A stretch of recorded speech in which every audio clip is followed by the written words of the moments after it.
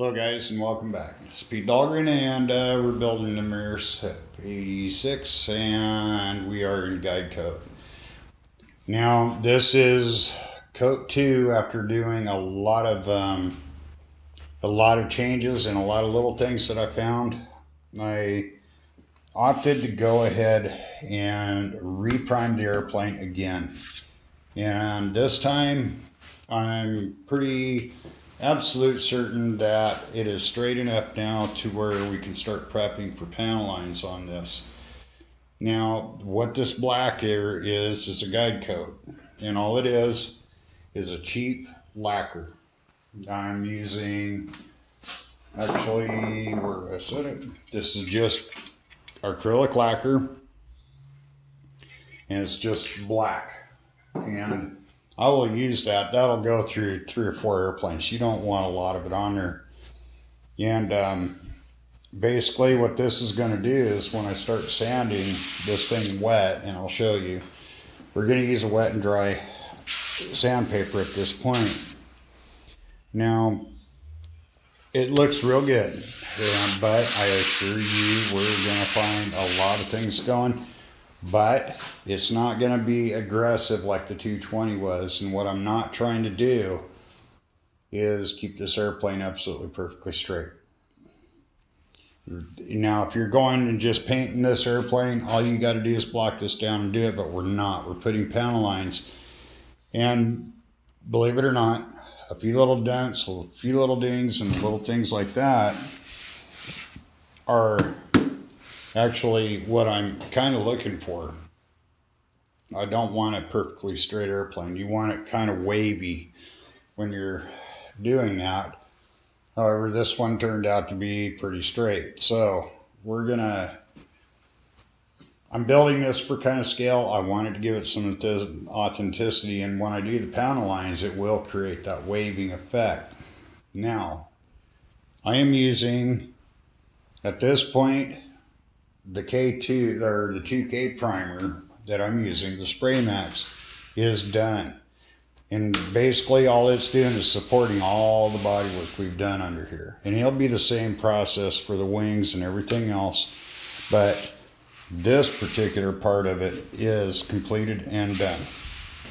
And now I will come back and I will block this out. And I did want to show you guys again, I did trim the windows out, and they do need some final sanding surrounding there, but for the most part, I just trimmed them and got them close, and then I will sand these out. And I'll just use some 220 on there to kind of get this and get these little spots in here real nice. And again, they're not final sanded. So anyway, these are just little things you want to do. And then we'll add some little details, some little spots and separations and parts with just little bits of spot bedding. I'll show you how to do that when I start getting ready for panel lines. And that'll also be for the gun doors. But in order to do the gun doors, I need to establish the line across the bottom, which I determined is about approximately 1/4 of an inch from the bottom, and it goes straight across. And this line that is actually right in here, where it's actually right here, that line that comes in that will actually be a perfect 90.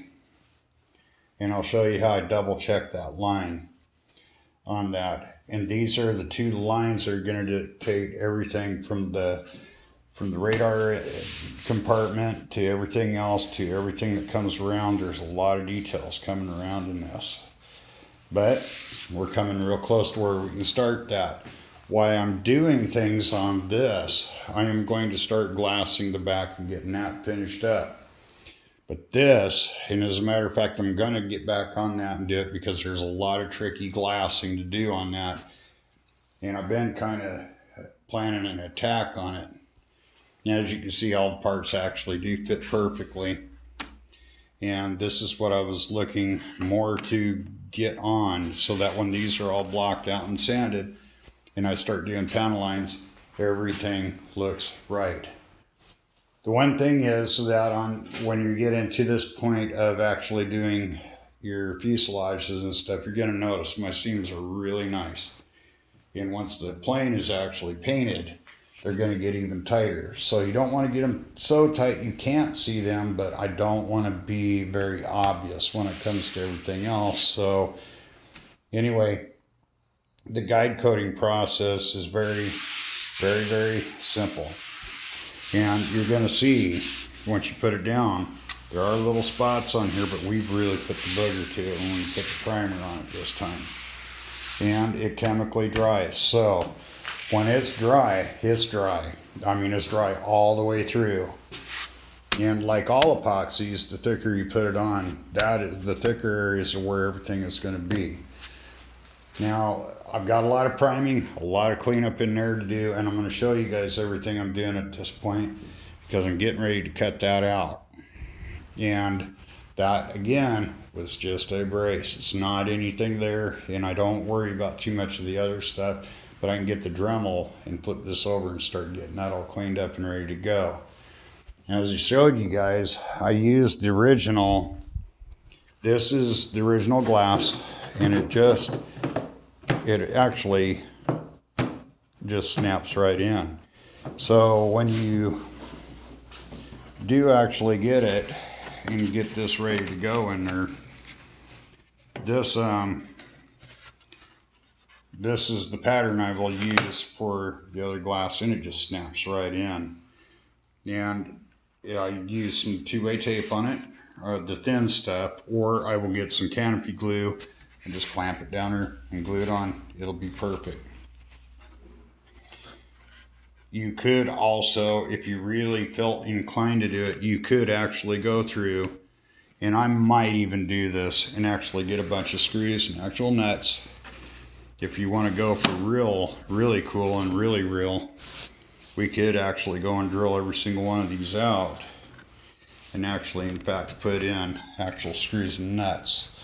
And I might just do that because it is kind of cool. It's going to show some really realism, and there's a lot of other things that are going in. So it may be something I'll do. I don't know. I haven't quite decided yet because I got to see how much it costs to get screws and actual nylocks that are that small, but I think it would look really cool all the way through the whole thing. So it is a possibility, and I would still glue them in, but it would also be a deal where these screws would actually be in fact real, and how cool would that be? So anyway, I'll see you guys in the funny papers.